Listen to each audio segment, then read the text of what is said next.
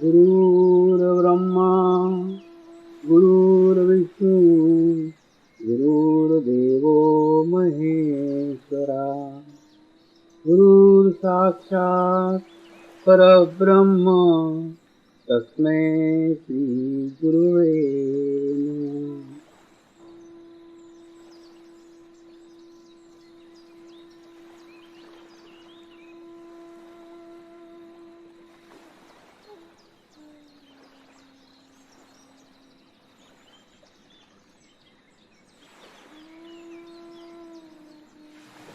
मेरे साथ ध्यान की शुरुआत करेंगे।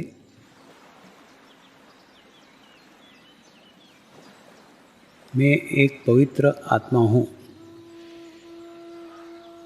मैं एक शुद्ध आत्मा हूँ। मैं एक पवित्र आत्मा हूँ। मैं एक शुद्ध आत्मा हूँ। मैं एक पवित्र आत्मा हूँ। मैं एक शुद्ध आत्मा हूँ। गुरु मंत्र का उच्चारण करेंगे। ओम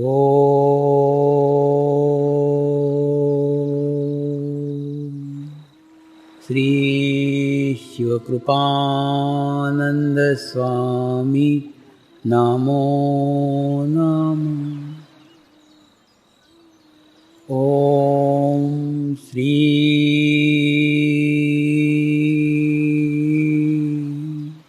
शिवकृपानंद स्वामी नमो नमः।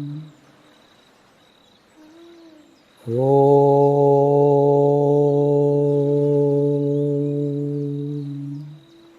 श्री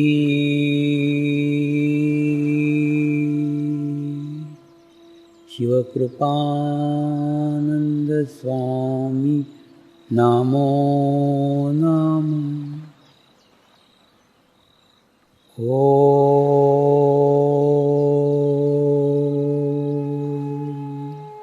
श्री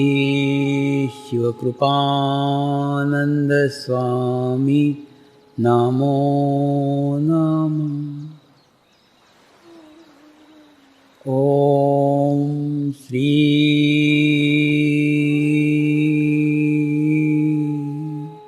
शिवकृपानंद स्वामी नमो नमः। ओम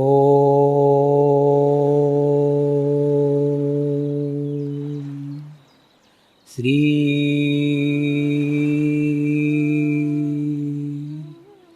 शिवकृपानंद स्वामी नमो नमः।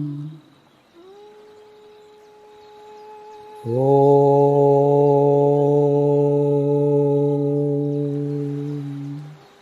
श्री शिवकृपानंद स्वामी नमो नमः। ओम श्री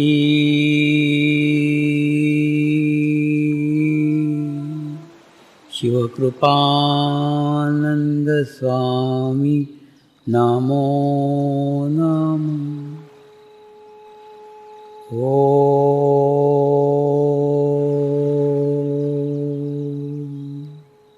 श्री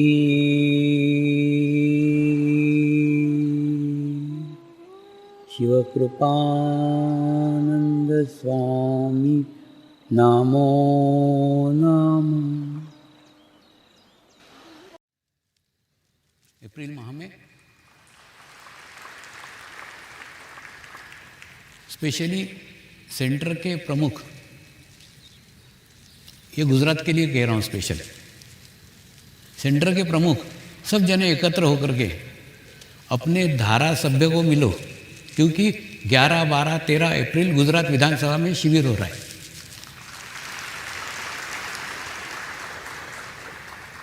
वो धारा सभ्य को समझाओ ना, समर्पण ध्यान क्या है, उसको साहित्य दो और उसके बाद में अपनी अनुभूतियाँ बताओ, अपने अनुभव बताओ और उसको बोलो कि विधानसभा के भीतर 3 दिन का शिविर हो रहा है।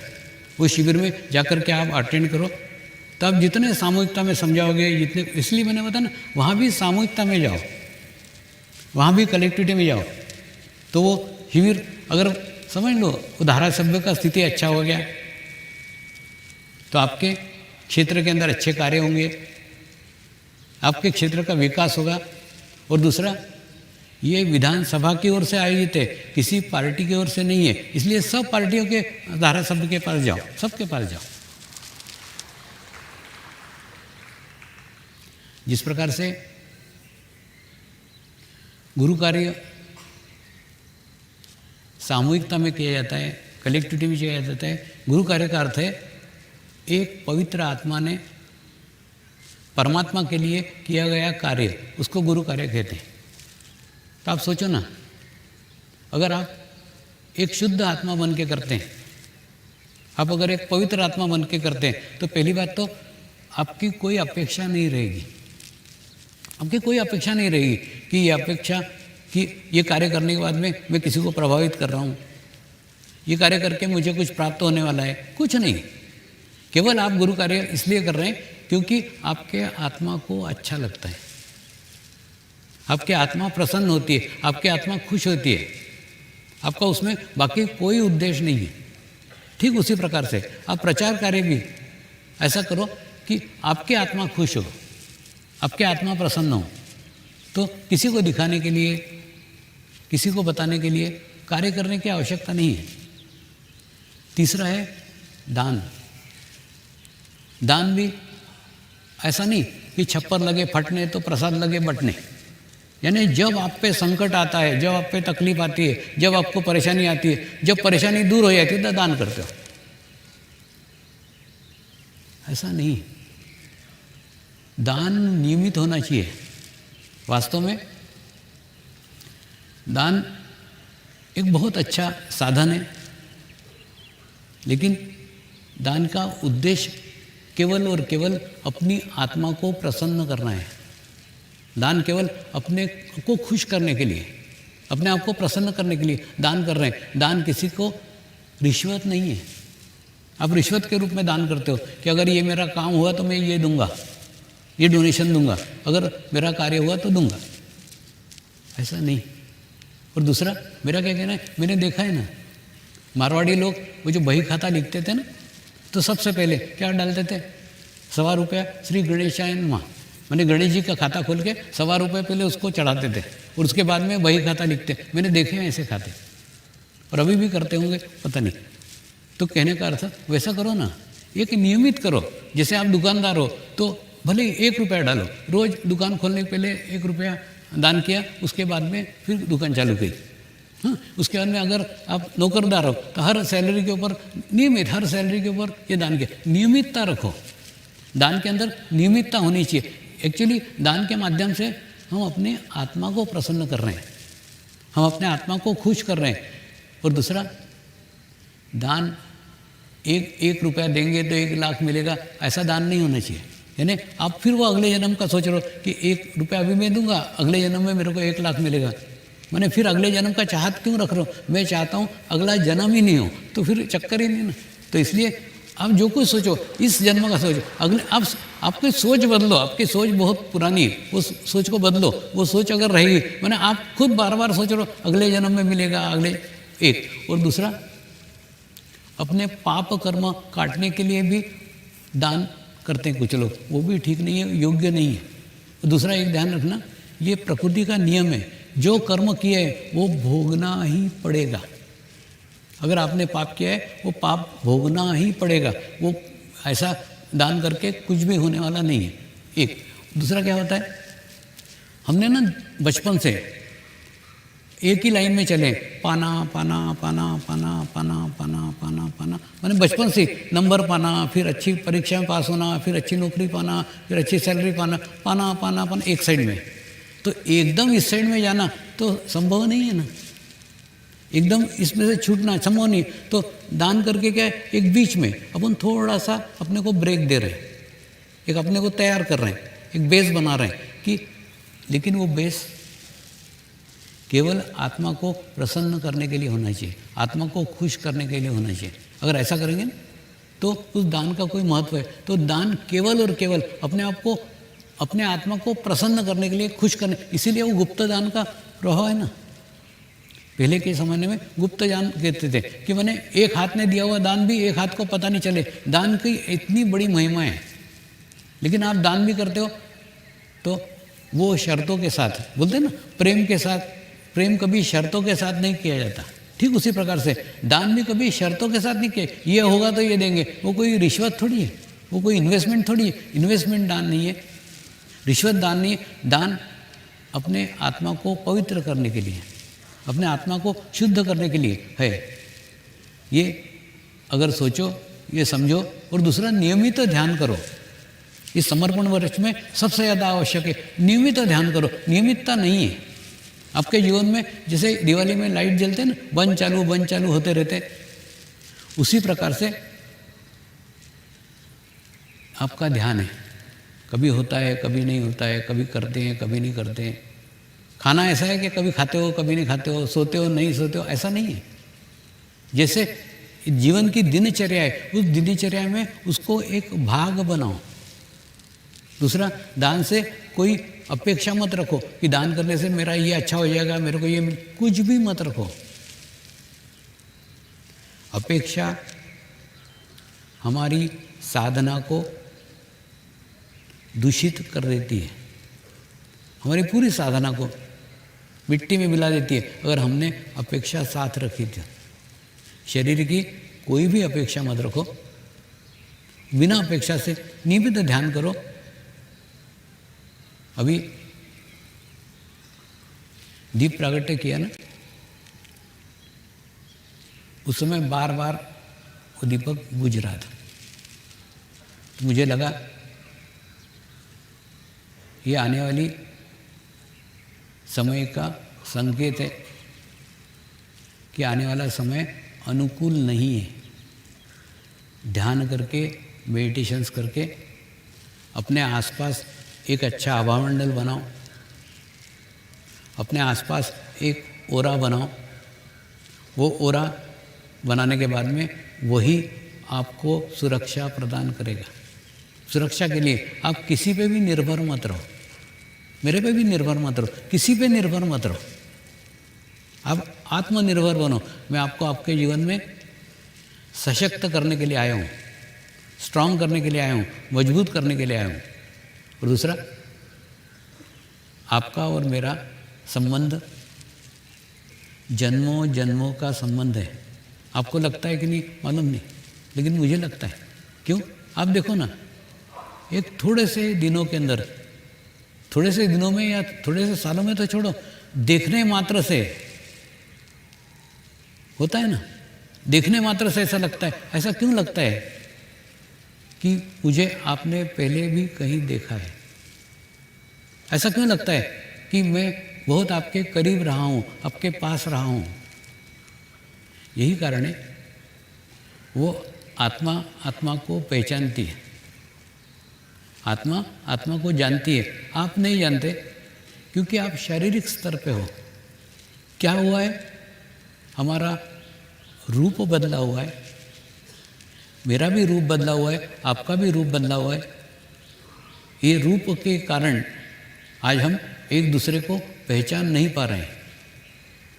आप आंखें बंद करो तो आपको अनुभूति होगी, आपको अनुभव होगा कि हमारा संबंध आज का नहीं है, हम जन्मों जन्मों से साथ है। लेकिन क्या था?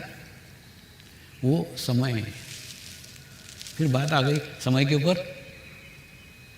वो समय नहीं था जिस समय ये घटना घटित हो सके। आपको भी समझ में आ गया था कि ऐसा कोई मार्ग, ऐसा कोई रास्ता निकलना आवश्यक है जिसमें शरीर भाव ही समाप्त हो जाए, जिसमें मैं का भाव ही समाप्त हो जाए और जीवन यापन कर लें। अगर ऐसा जीवन हमने जी लिया तो उसी जीवन काल में हमको कर्म मुक्त अवस्था प्राप्त हो जाएगी, हम कर्मों से भी मुक्त हो जाएंगे। ये आपको भी पता था, आप भी जानते थे। और वो कर्म मुक्त अवस्था अगर आपको प्राप्त हो जाती है तो इस कर्म के चक्र से आप मुक्त हो जाएंगे। कैसे, मैं आपको समझाता हूँ। देखिए, जापान में जब जाते हैं ना, तो ये कर्मों के ऊपर बहुत सारे प्रश्न जापान के साधक पूछते हैं। वो बोलते हैं कि अगर ध्यान करना है, मेडिटेशंस करना है, कि क्या आवश्यकता है? अगर जो कर्म होने वाले हैं, जो पूर्व जन्म में हमने कर्म किए, वो कर्म हमको इस जन्म में भोगना ही है, तो हमको क्या आवश्यकता है ध्यान की, क्या आवश्यकता है परमात्मा की? वो तो भोगेंगे ही। तो मैंने उनको समझाया, जैसे एक गिलास का पानी है, उसके गिलास के पानी में 1 चम्मच काली शाही डाल दो, तो 1 चम्मच काली शाही से पूरे गिलास का पानी काला हो जाता है। लेकिन वही 1 चम्मच काली शाही अगर गंगा नदी में डाल दो, तो वो कहाँ चली गई पता ही नहीं चलता है। तो गंगा नदी में काली शाही क्या गोरी हो जाती है? नहीं, लेकिन उसका अस्तित्व नगण्य हो जाता है। ठीक उसी प्रकार से अगर आप आपके जीवन काल में ध्यान करते हो, ध्यान कर रहे हैं क्या? ध्यान करने का अर्थ है अपने शरीर भाव से परे आत्मभाव में जीना और उसके सामूहिकता में जीना, कलेक्टिविटी में जीना। तो क्या होता है, जो कुछ परेशानी है, जो कुछ तकलीफ है ना, पता नहीं चलती। ठीक उसी प्रकार से देखिए, अगर समझ लो आप जन्म लेते हो इस स्थान पे, इस जगह, और उसके बाद में ये पूर्ण अपना जीवन है और ये जीते हो, और यही जीवन अगर आपने मैं के भाव में जिया, यही जीवन आपने शरीर भाव में जिया, तो क्या होगा? जो परेशानियाँ, जो तकलीफें हैं ना, छोटी सी परेशानी भी आपके पूरे जीवन को कलुषित कर सकती है। जैसे 1 चम्मच काली शाही ग्लास के पानी को काला कर देती है। आपको 1 चम्मच काली शाही से ग्लास का पानी काला हो सकता है, गंगा नदी का नहीं। लेकिन अगर आप सामूहिकता में जाते हो, कनेक्टिविटी में जाते हो, तो क्या होता है कि ध्यान करते करते करते आप आपके सब पूर्व जन्म के कर्म भोग लेते हो, और उसके बाद में एक ऐसी स्थिति प्राप्त हो जाती है, एक ऐसी अवस्था प्राप्त हो जाती है कि बुरे कर्म आपके हाथ से होते ही नहीं है। और उसके क्यों नहीं होते? क्योंकि बुरा कर्म करने के लिए बुरी ऊर्जा चाहिए। बुरा ऊर्जा तब आएगी जब बुरे विचार करोगे। आपको बुरे विचार ही नहीं आते, आपको निगेटिव विचार ही नहीं आते, तो बुरे कर्म आपके घटित ही नहीं होंगे। तो क्या होगा? बुरे कर्म आपसे होंगे नहीं। फिर यहाँ तक पहुँचते पहुँचते क्या होता है, आप बुरे कर्म होते नहीं हैं, अच्छे कर्म जो करते हो वो गुरु के माध्यम से परमात्मा को समर्पित कर देते हैं। तो बुरे कर्म जो थे वो कट गए, बुरे कर्म अब होते ही नहीं हैं, और जो अच्छे कर्म घटित हो रहे हैं, जो पुण्य कर्म हो रहे हैं, वो मैंने किया करके अपने साथ बांध नहीं रहे। तो क्या हो रहा है? कुछ भी बाकी नहीं रहा ना। अब थोड़ा सोचो, एक कर्म मुक्त अवस्था जिसके अंदर आपके पास में ना तो कोई अच्छे कर्म है, ना तो आपके पास में कोई बुरे कर्म है, आपके साथ में कोई कर्म ही नहीं है, तो जन्म लेने का कोई कारण ही नहीं है। अगर जन्म लेने का ही कोई कारण नहीं बाकी रहा, तो वो मुक्त अवस्था आप प्राप्त कर लेते हो, जिसको मोक्ष कहते हैं। मोक्ष कभी भी मृत्यु के बाद नहीं मिलता। मृत्यु के बाद नहीं, आपको इस जीवन काल में ही वो मोक्ष एक स्थिति है, मोक्ष एक अवस्था है, वो उच्च अवस्था जब जीने के अंदर पाने के लिए कुछ बाकी नहीं रह गया।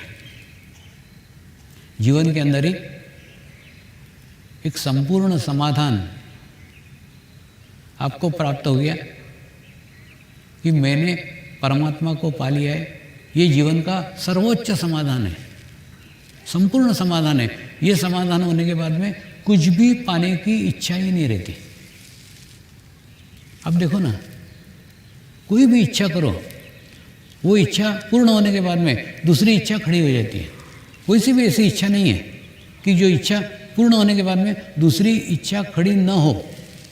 सदैव एक इच्छा के बाद में दूसरी इच्छा, दूसरी इच्छा के बाद में तीसरी इच्छा, इच्छाओं की लाइन लगी रहती है।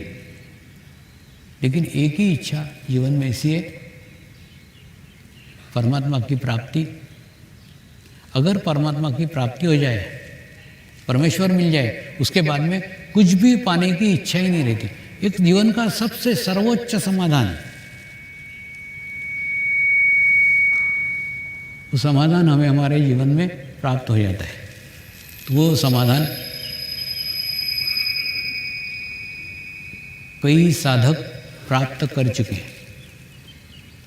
समर्पण ध्यान संस्कार के माध्यम से ध्यान करके, मेडिटेशंस करके इस कर्म मुक्त अवस्था को कई साधक, कई साधिकाएँ प्राप्त कर चुके हैं। लेकिन आपके संपर्क में वो इसलिए नहीं है क्योंकि अभी आपका आध्यात्मिक स्तर वो नहीं हुआ है। आपका भी आध्यात्मिक स्तर वो होगा ना, तो धीरे धीरे आपकी भी संगत चेंज होगी, आपको भी वो मिलेंगे, आप भी उनके साथ मिलोगे, उनके अनुभव आपको भी आएंगे। धीरे धीरे ये धीरे धीरे होगा। इसीलिए कह रहा हूँ, ये महाशिवरात्रि का समय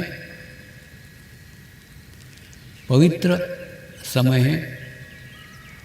महाशिवरात्रि का समय परिवर्तन का समय है।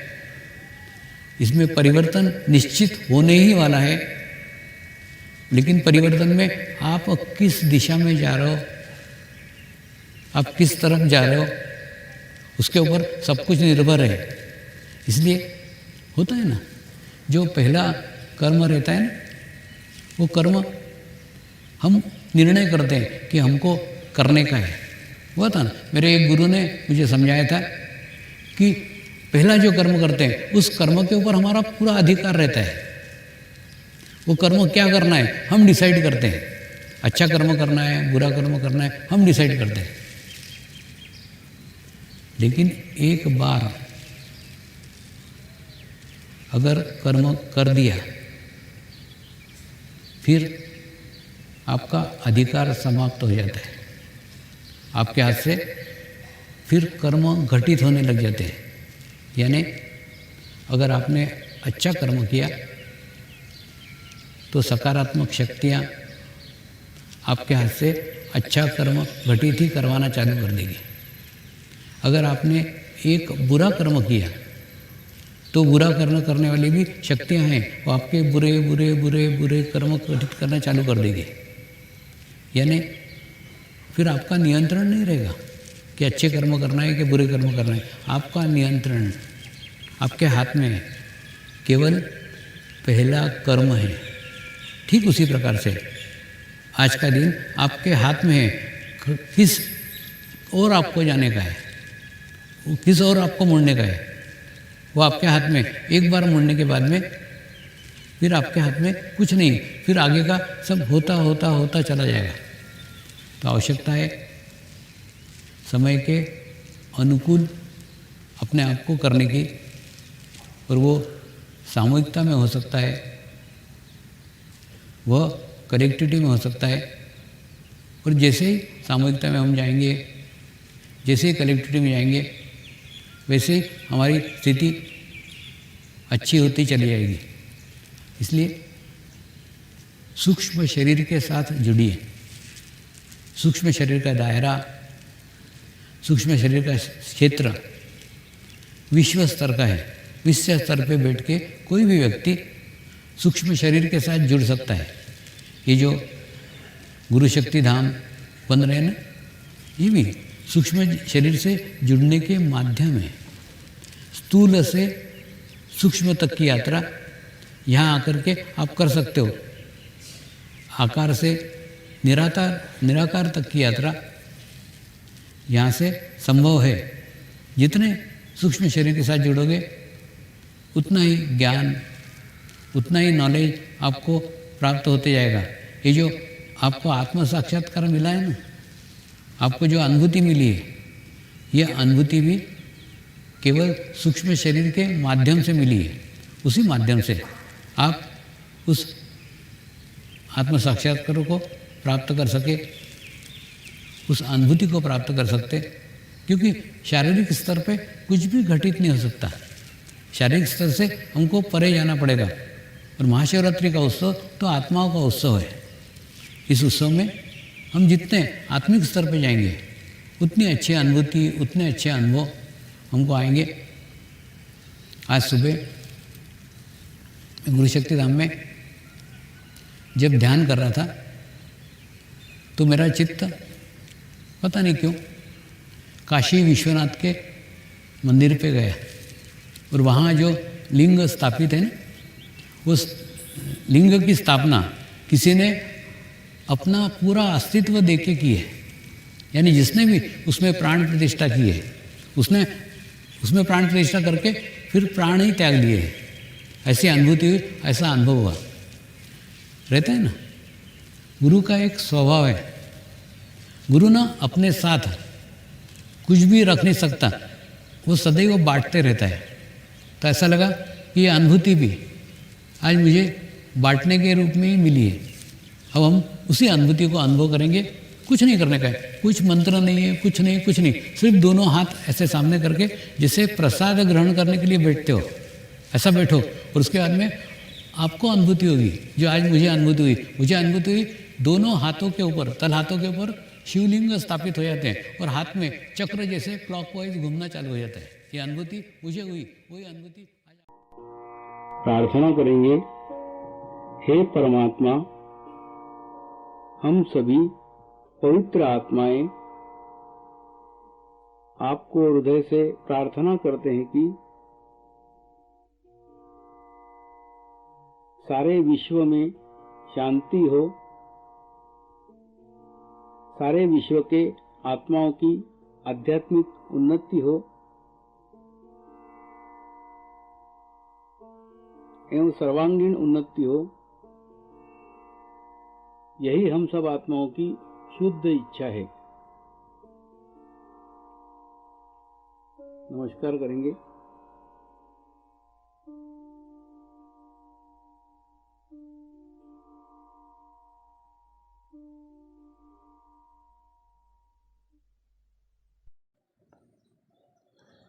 हे परमात्मा, हम सभी पवित्र आत्माएं आपको हृदय से प्रार्थना करते हैं कि हमारे सद्गुरु श्री शिव कृपानंद स्वामी जी का स्वास्थ्य सदैव अच्छा रहे, उनकी आयु दीर्घ हो, यही हम सब आत्माओं की शुद्ध इच्छा है, शुद्ध इच्छा है, शुद्ध इच्छा है। हे परमात्मा, सारे विश्व में स्थापित होने वाली श्री मंगल मूर्तियों की स्थापना, श्री गुरु शक्ति धाम का निर्माण कार्य आपकी कृपा में, आपकी करुणा में, आपकी इच्छा अनुसार निर्विघ्न संपन्न हो, यही हम सब आत्माओं की शुद्ध प्रार्थना है, शुद्ध प्रार्थना है, शुद्ध प्रार्थना है। शांति पाठ करेंगे। ओम ध्यो शांति अंतरिक्ष ग्वम शांति पृथ्वी शांति आपः शांति औषधयः शांति वनस्पतयः शांति विश्वे देवाः शांति ब्रह्म शांति सर्वगं शांति शांति एव शांति सामा शांति एधि ओम शांति शांति शांति सर्व इष्ट सुशांति भवतु।